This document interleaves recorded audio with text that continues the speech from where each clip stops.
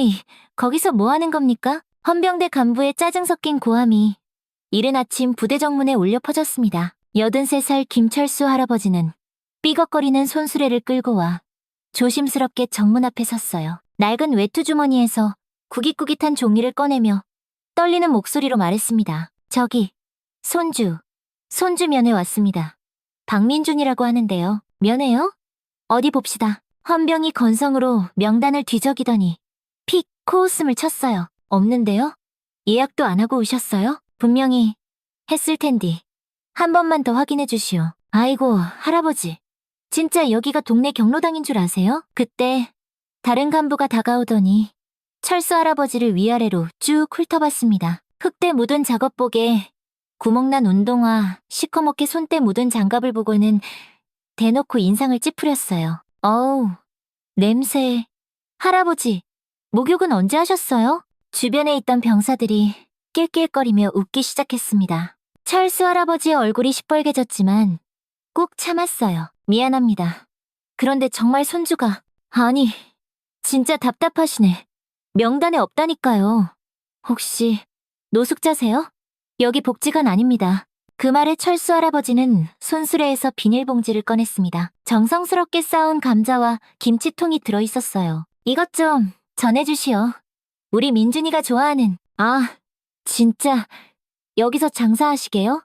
안 사요. 간부가 버럭 짜증스럽게 소리쳤습니다. 영업 방해하지 말고 빨리 치우세요.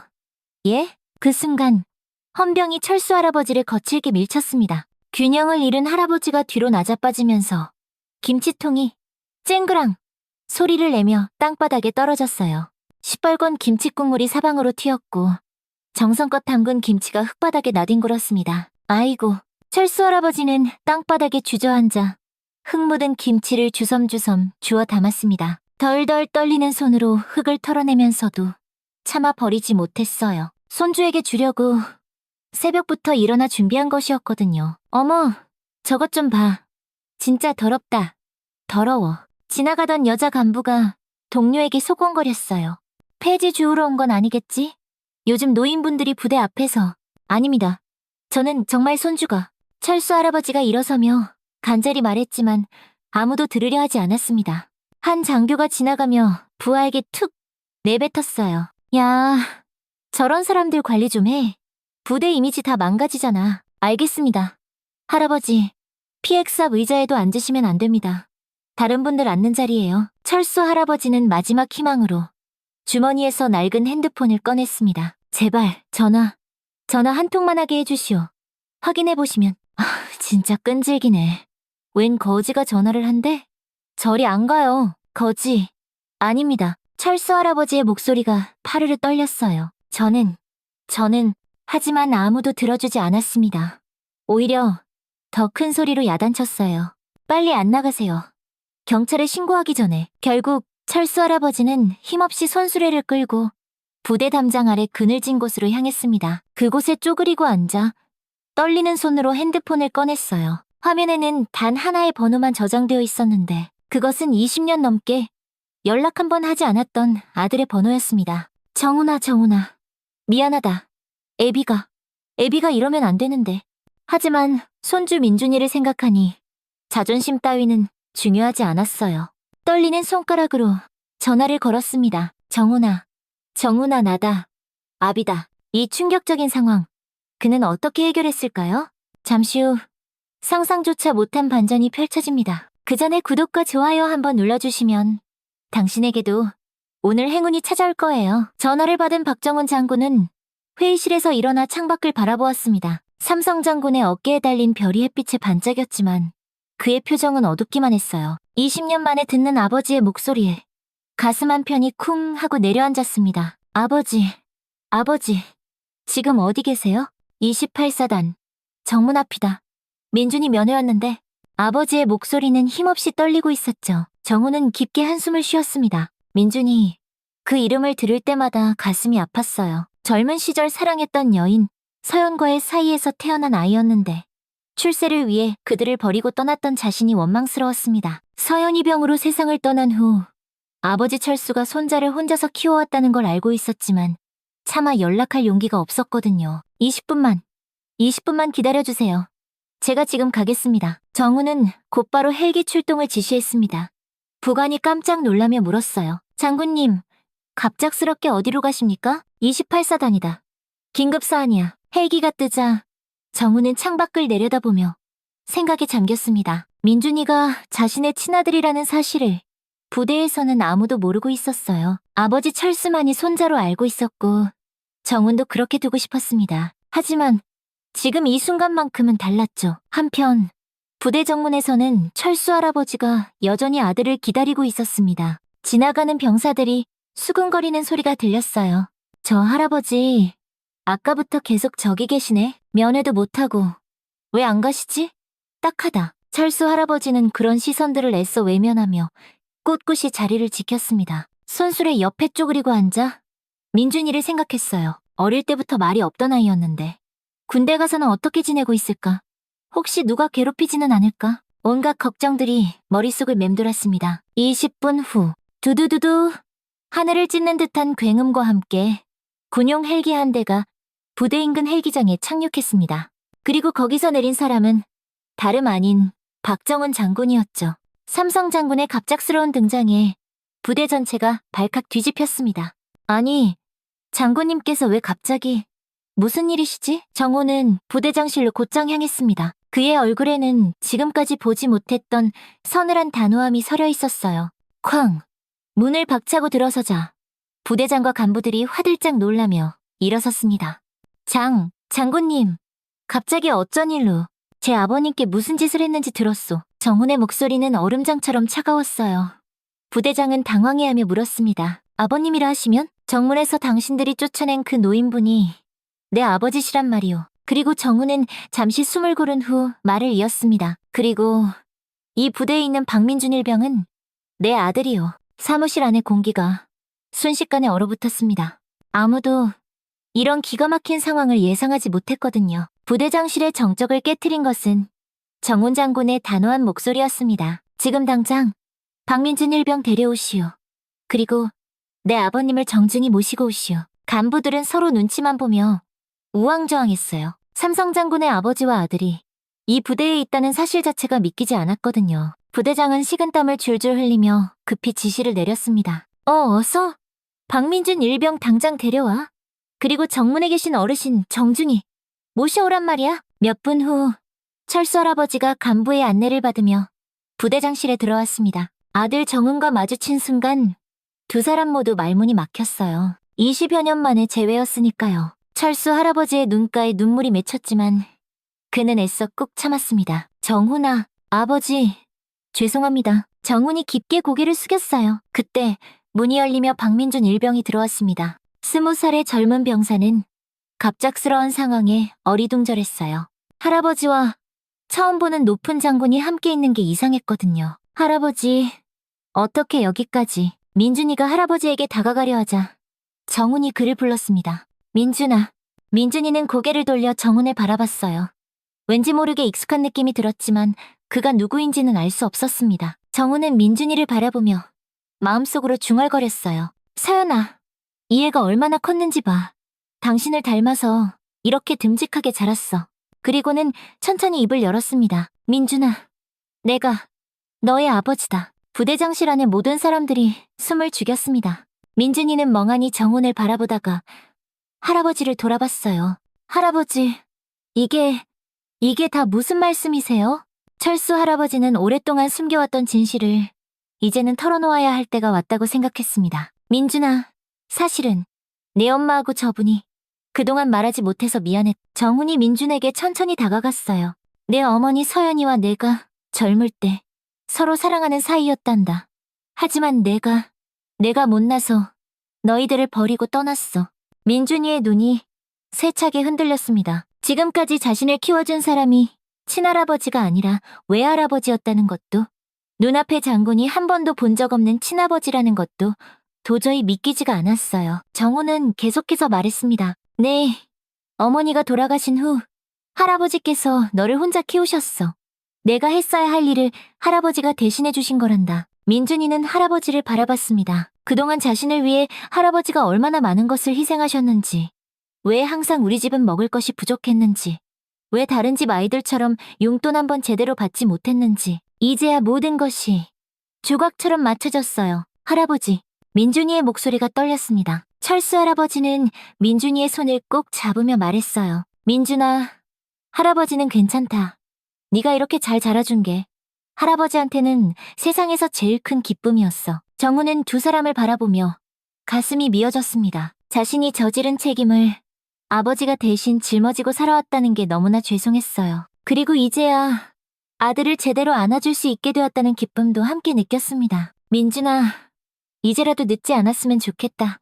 아버지가 너한테 해주지 못했던 것들을. 그때 부대장이 조심스럽게 끼어들었어요. 장군님, 혹시 이 사실을 다른 사람들이 알게 되면. 정훈의 표정이 순간 굳어졌습니다. 군에서는 사적인 감정이 개입되는 것을 극도로 꺼리거든요. 특히 이런 개인적인 사연이 알려지면 온갖 말들이 나올 수 있었습니다. 정훈의 우려는 곧 현실이 되었습니다. 부대 내에서는 이미 소문이 삽시간에 퍼지기 시작했거든요. 야, 들었어? 삼성 장군이 갑자기 헬기 타고 왔는데 박민준 일병이 그 장군 아들이래. 뭐? 진짜? 대박. 그럼 그동안 우리가 괜히 병사들 사이에서 수군거림이 일었어요. 사실 민준이는 부대에서 그리 좋은 대우를 받지 못했습니다. 말이 없고 내성적인 성격 탓에 자주 구박을 받았거든요. 특히 일부 고참 병사들은 민준이를 할아버지가 키우느라며 무시하곤 했어요. 한편 부대장실에서는 팽팽한 긴장감이 흘렀습니다. 부대장이 조심스럽게 말을 꺼냈어요. 장군님, 이 일이 위로 보고되면 보고해야 할 것은 보고하시오. 정훈의 목소리는 단호했습니다. 하지만 그 전에 확실히 해둘 게 있어. 정훈은 민준이를 바라보며 물었습니다. 민준아, 여기서 생활하는 건 어떠니? 힘든 일은 없고? 민준이는 잠깐 망설이다가 고개를 저었어요. 괜찮습니다. 하지만 철수 할아버지의 눈은 속일 수 없었습니다. 손자의 표정에서 무언가 숨기고 있다는 게 느껴졌거든요. 민준아, 하레비한테는 솔직히 말해봐. 누가 괴롭히지 않았니? 민준이는 여전히 고개를 저었지만 할아버지의 눈에는 민준이의 팔뚝에 시퍼렇게 든 멍자국이 똑똑히 보였습니다. 물론 군대에서 훈련하다 보면 생길 수 있는 상처였지만 할아버지의 육감은 그게 아니라고 말하고 있었어요. 그때 부대장의 휴대폰이 요란하게 울렸습니다. 군단장에게서 온 전화였어요. 예, 군단장님? 네?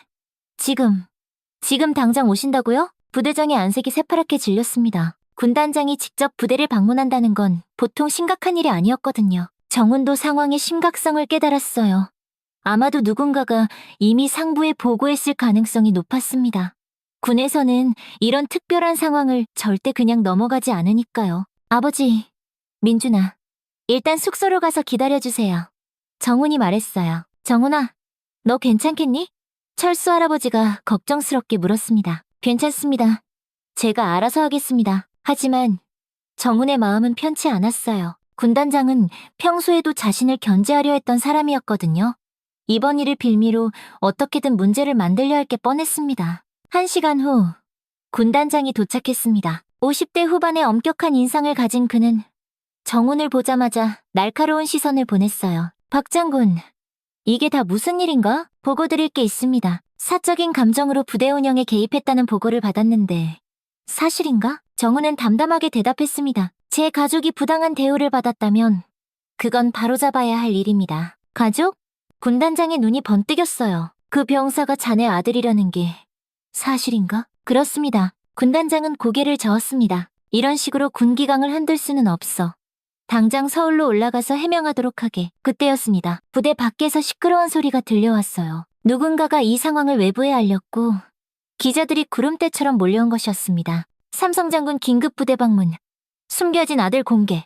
이미 인터넷에는 관련 기사가 실시간으로 올라가기 시작했어요. 부대 내부, 누군가가 촬영한 동영상까지 유출된 상태였습니다. 정우는 창밖을 내다보며 나지막이 중얼거렸어요. 이제 돌이킬 수 없겠군. 부대 정문 앞은 순식간에 아수라장이 되었습니다. 기자들과 방송국 차량들이 몰려들었고 카메라 플래시가 쉴 새 없이 터졌어요. 이런 혼란스러운 상황에서 철수 할아버지는 조용히 부대 뒤편으로 나와 기자들 앞에 섰습니다. 저기요, 혹시 박민준 일병 할아버님이세요?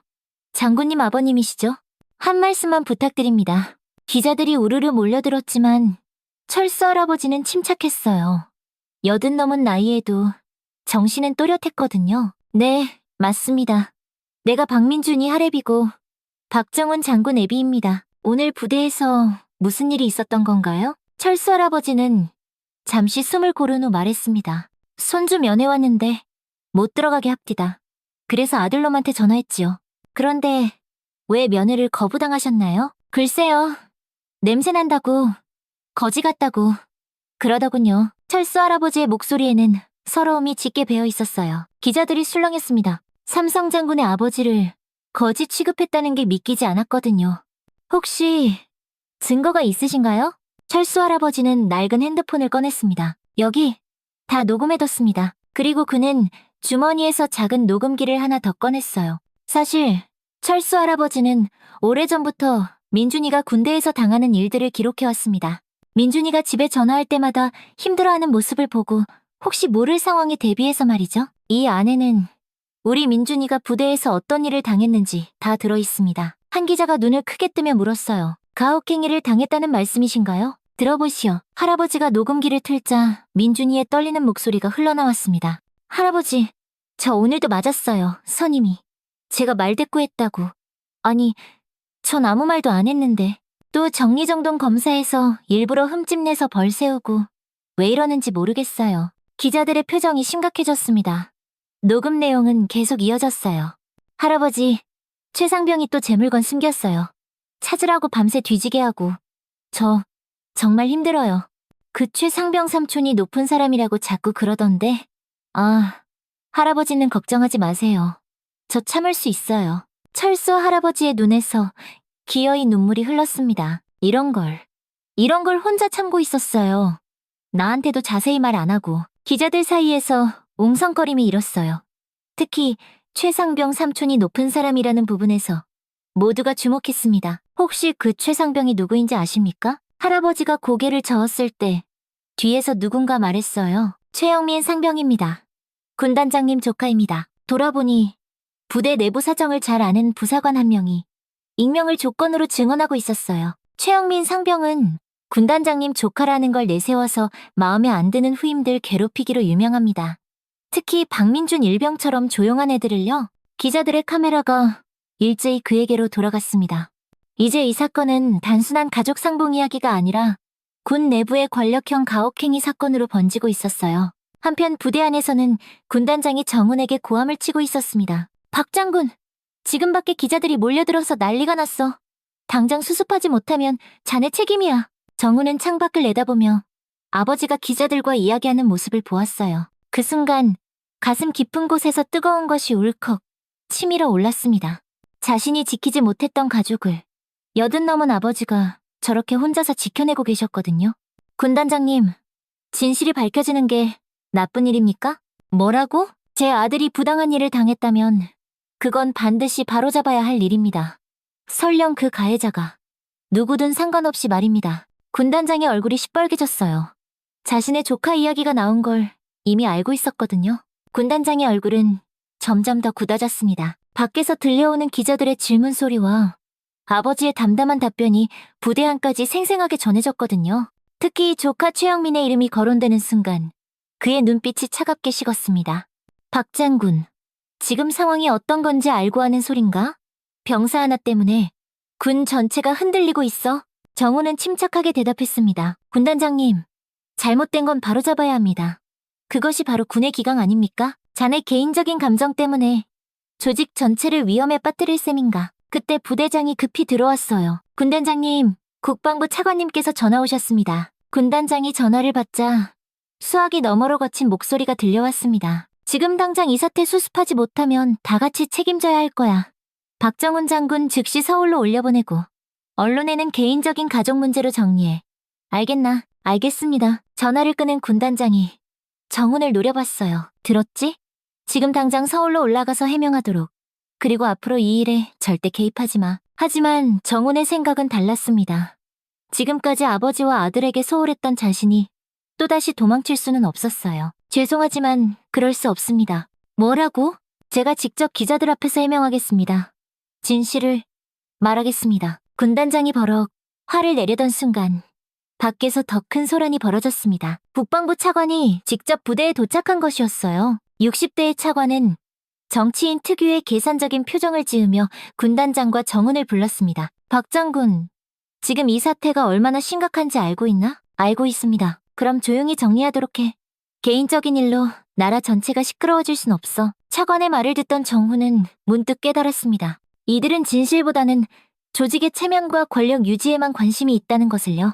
차관님, 제가 한 가지 묻겠습니다. 우리 군이 지켜야 할 가장 중요한 가치가 무엇이라고 생각하십니까? 갑자기 무슨? 당연히 국민을 지키는 것 아닌가?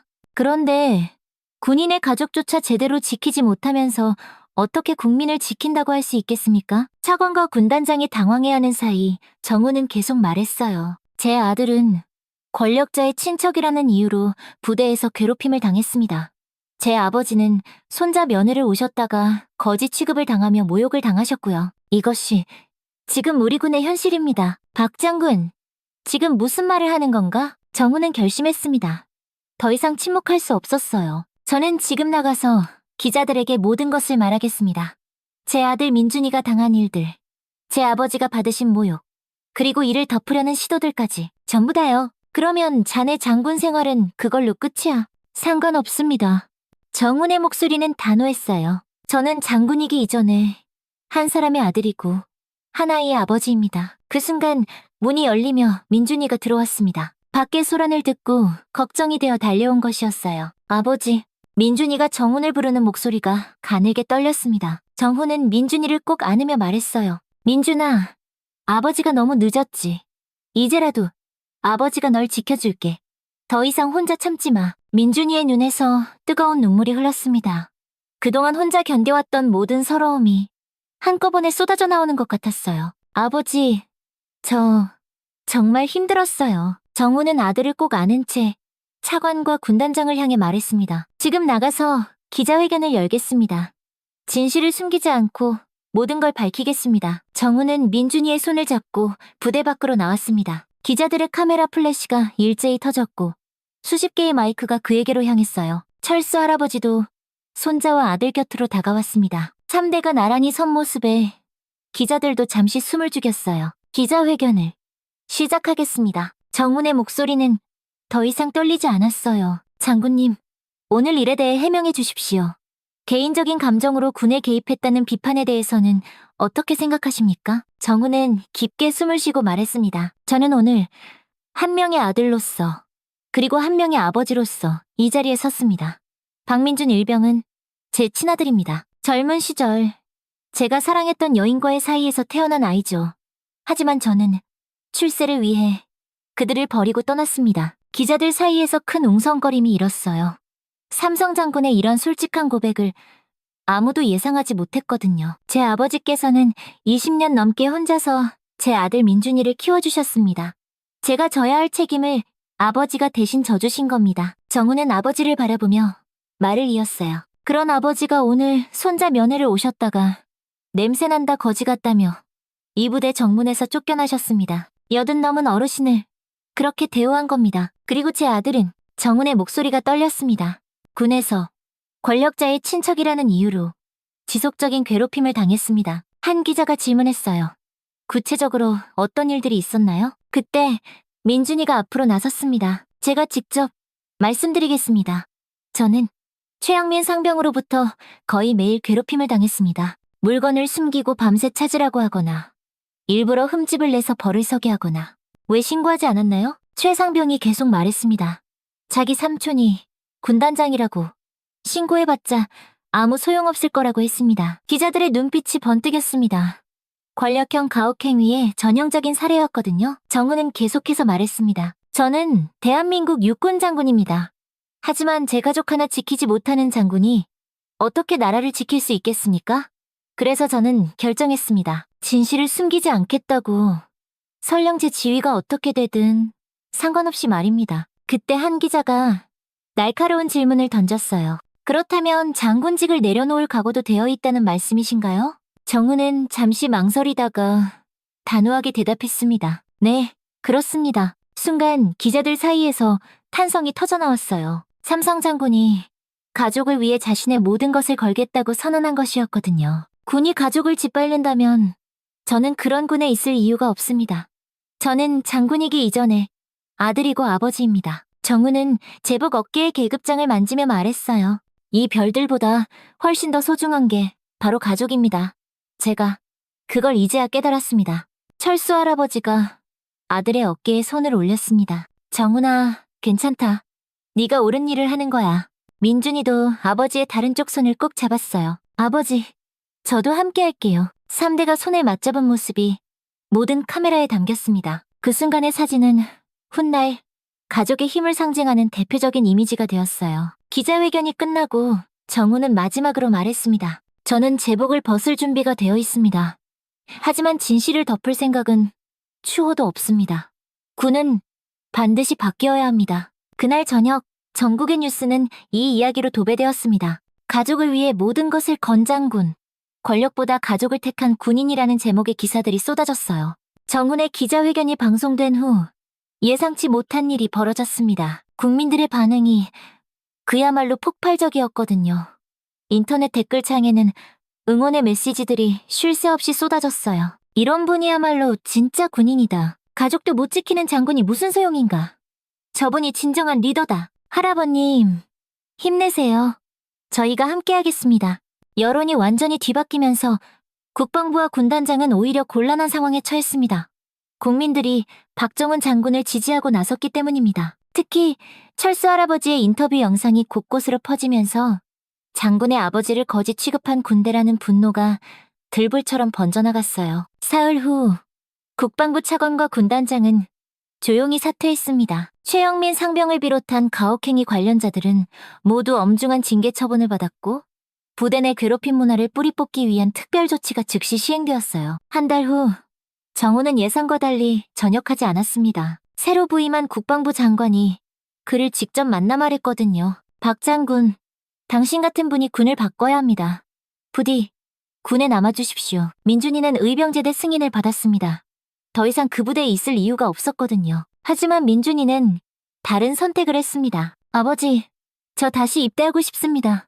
올바른 군대에서 제대로 된 군인이 되고 싶습니다. 정우는 아들의 의지를 존중했습니다. 민준이는 몇 달 후 다른 부대에서 새롭게 군 생활을 시작했어요. 이번에는 아무도 그를 괴롭히지 않았습니다. 철수 할아버지는 한 시민단체로부터 용기 있는 시민상을 받았습니다. 시상식에서 그는 담담하게 말했어요. 별거 아닙니다.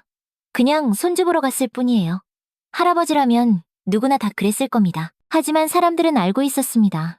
그의 평범하지만 위대한 용기가 있었기에 많은 것들이 바뀔 수 있었다는 것을요. 1년 후 가을이 깊어가는 어느 날이었습니다. 정우는 전역을 결심하고 시골 고향으로 내려갔어요. 아버지와 함께 살기 위해서였습니다. 작은 농가마당에서 정우는 고무장갑을 끼고 땀을 뻘뻘 흘리며 고구마를 캐고 있었습니다. 옆에서 철수 할아버지가 허허 웃으며 말했어요. 정우나, 이제야 사람 굿이라는구나. 어릴 때는 고구마 하나 제대로 못 캐더니만. 하하, 아버지가 가르쳐 주신 대로 하니까 되네요. 그때 민준이가 휴가를 나와 집에 도착했습니다. 군복을 입은 모습이 제법 늠름하고 당당해 보였어요. 할아버지, 아버지, 아이고, 우리 강아지 왔구나. 철수 할아버지가 반갑게 맞았습니다. 부대 생활은 어떠냐? 정훈이 물었어요. 좋습니다. 정말 군인다운 생활을 배우고 있습니다. 그리고 민준이가 잠시 망설이더니 말했습니다. 제가 있는 부대에 아버지 이야기를 아는 사람들이 많습니다. 모두 아버지를 존경한다고 하더라고요. 정우는 뿌듯한 미소를 지었습니다. 자신이 선택한 길이 결코 틀리지 않았다는 확신이 들었어요. 저녁 식탁에 세 사람이 둘러앉았습니다. 철수 할아버지가 정성스럽게 차린 따뜻한 밥상이었습니다. 참, 오랜만에 우리 세 식구가 다 같이 밥 먹는구나. 할아버지의 목소리에 짙은 감회가 묻어 있었습니다. 할아버지, 앞으로는 자주 올게요. 민준이가 말했어요. 그래. 정훈이도 이제 집에 있으니 좋구나. 늘 걱정이었는데. 정훈은 두 사람을 바라보며 생각했습니다. 어깨에 달았던 별 3개보다 훨씬 더 값지고 소중한 것들이 바로 여기에 있다는 것을요. 아버지, 민준아, 이제부터가 우리 진짜 가족의 시작이야. 그 말에 세 사람 모두 환하게 웃었습니다. 창밖으로는 따뜻한 저녁 노을이 집안을 포근하게 물들이고 있었어요. 오랜 시간 뿔뿔이 흩어져 있었던 가족이 드디어 진짜 하나가 된 순간이었습니다. 철수 할아버지는 마지막으로 혼잣말처럼 중얼거렸어요. 그냥 폐지 줍는 노인네라니. 참 웃기는 소리지. 난 그냥 할아버지였을 뿐인데. 하지만 그의 그 평범한 할아버지의 마음이 세상을 바꾼 것이었습니다. 오늘의 이야기는 여기까지입니다. 영상 끝까지 함께 해주신 여러분, 진심으로 감사드리며 오늘도 여러분의 하루에 작은 따뜻함 하나가 전해졌길 바랍니다. 그 따뜻한 마음을 댓글로 함께 나눠보는 건 어떨까요? 댓글로 서로의 마음을 나누며 온기를 더했으면 합니다. 감사합니다.